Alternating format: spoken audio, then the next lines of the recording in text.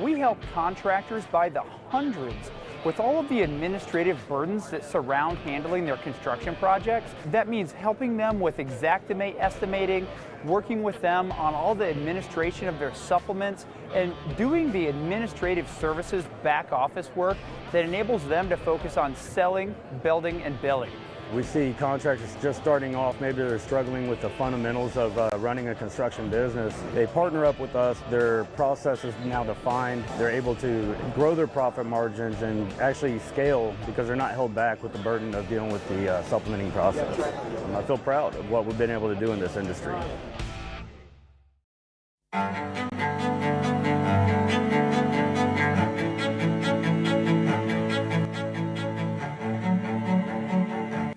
This is Larry Bache with the Merlin Law Group, helping policyholders for more than 30 years.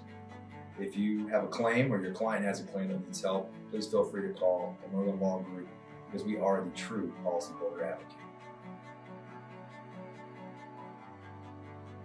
C3 was eager to help us, and even whenever we weren't giving them work, they were still eager to give advice. The things that they were putting out for the for changing from DMO to RFG and giving that to the industry and not charging anything for it, I thought was really cool. And that's stuff that I as a contractor appreciate. I'd recommend C3 to any contractor that's looking for a PA, especially if you're around Colorado. Great guys, man. I'm nothing but happy with the work they've done for us.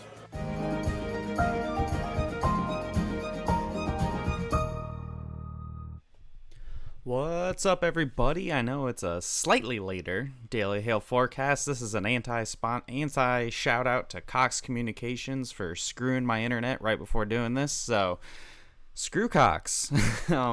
But thank you to Merlin Law Group, C3 Group, and Art of the Supplement for being our sponsors here. And we got a lot to talk about today. We had a surprise event this morning, and of course we have quite a bit of activity expected this afternoon. We're going to break it all down. Of course, the number one headline so far for today is there was a surprise 5-star map this morning. Sorry I couldn't do any live coverage. I was asleep. So woke up this morning and made sure that was all pushed out for you guys. DFW got a nice storm this morning, and it looks like there could be even more activity tonight. Very large hail possible for the I-44 corridor this afternoon, along with large hail even extending as far north as Chicago and as far south as maybe even like Houston. So we got a lot to talk about here. And follow Derik on KOCO. He will be chasing today for KOCO in the Oklahoma City Metro, so go check them out. So, and yes, I said screw Cox Communications. So here's that 5-star map here. Yesterday, it was really early this morning. We had Fort Worth, Arlington, Mansfield, Texas, had about 2-inch hail and about 213,872 homes. So 5-star map, first one of the year here in the DFW Metroplex. And you can see all these pictures here. It looks like it was very hard hail and lots of it too. So ranging from 1/4 to 2-inch in diameter. And the picture on the far left there even looks like we have a hail broken through skylights and having hail go all over people's living rooms and stuff. So waking people up about 4:30 in the morning. Crazy storm here, super unexpected. Pretty much thread the needle on that one. So this is your forecast for today. You can see we have that up to baseball size hail possible there, and I got the little teeter on the high end risk for the Tulsa area. High chance for Tulsa to see large hail. Anywhere from Oklahoma City up to about Joplin, any of those storms that form could make up to some giant hail up over baseball size possible if storms can stay isolated just long enough.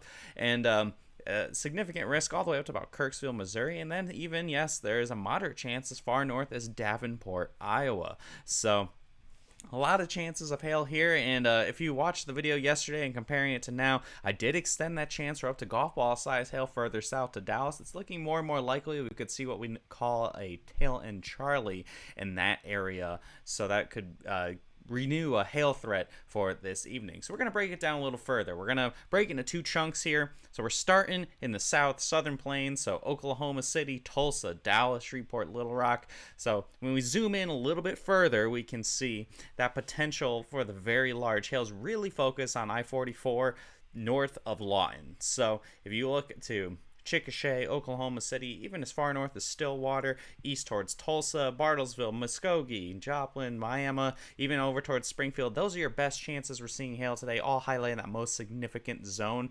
And again, that moderate chance for Oklahoma City, and the highest chance for anywhere in the country today is going to be in Tulsa. And actually, the Storm Prediction Center ended up doing the same thing just a little bit before I got on the video here, where they upgraded to a moderate risk for hail, first one of the year for specifically the Tulsa area. So looks to be a pretty interesting day. So let's break it down for Tulsa itself. Between 4 p.m. and about 8 p.m. is your chance in the Tulsa Metro. Again, up to 3-inch hail possible with your maximum hail size, a high chance of getting at least 1-inch hail, and then a slightly lower high chance of at least golf ball size hail with these storms that move through. So it's going to be after about 4 p.m.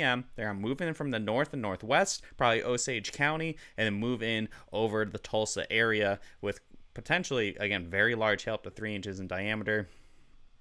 And we could see even the potential for the strong winds as well. So pushing forward to Oklahoma City, we have 4 to 7 p.m., so a little bit later, we could have up to 3-inch hail there as well. So here in Oklahoma City, the chances are slightly less.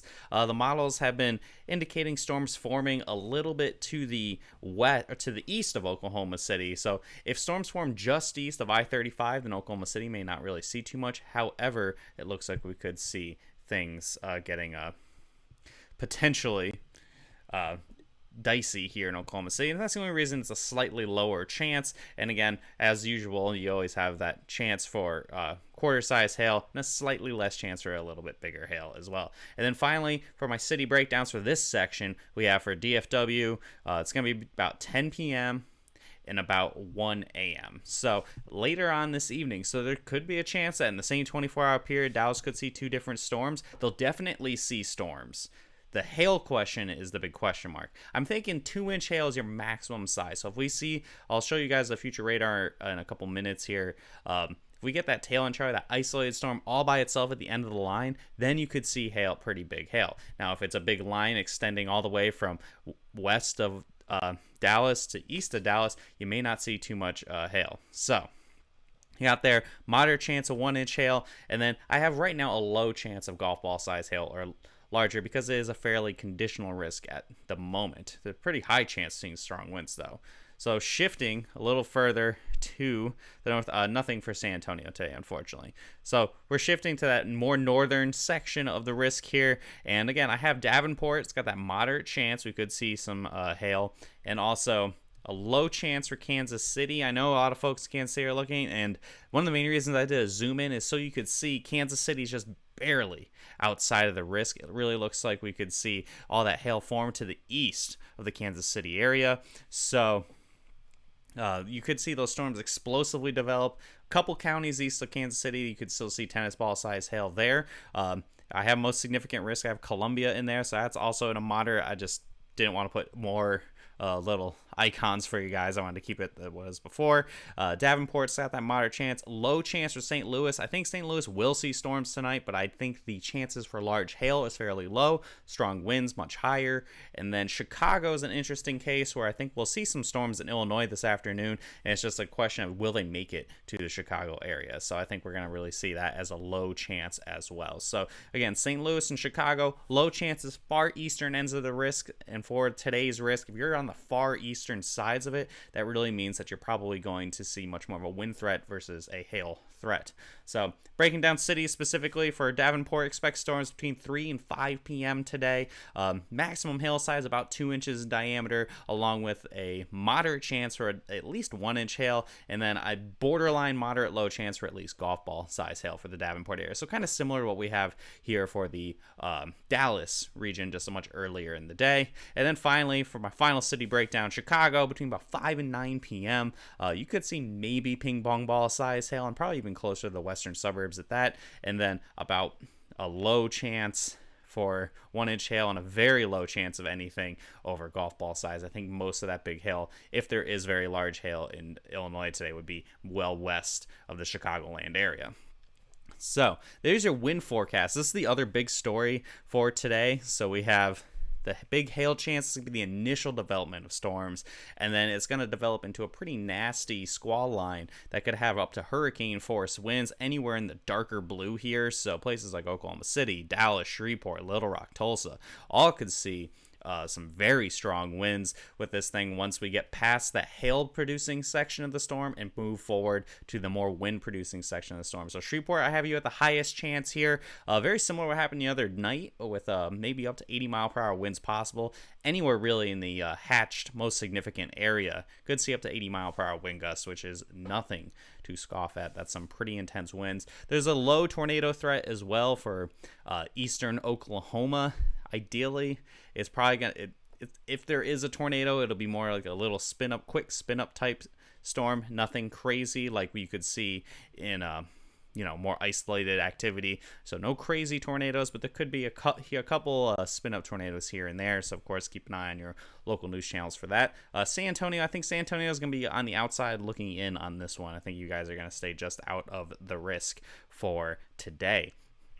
So there's that future radar, and you can see this is one of the more recent runs. We have storms exploding north of I-44 and moving through, and then we also have storms moving through Dallas later on, and that huge line there, that's going to have that potential for that very strong wind, and the initial development is when you're going to see that really big hail. So again, that focus really towards Tulsa is why we're in that high risk zone for the Tulsa area for hail.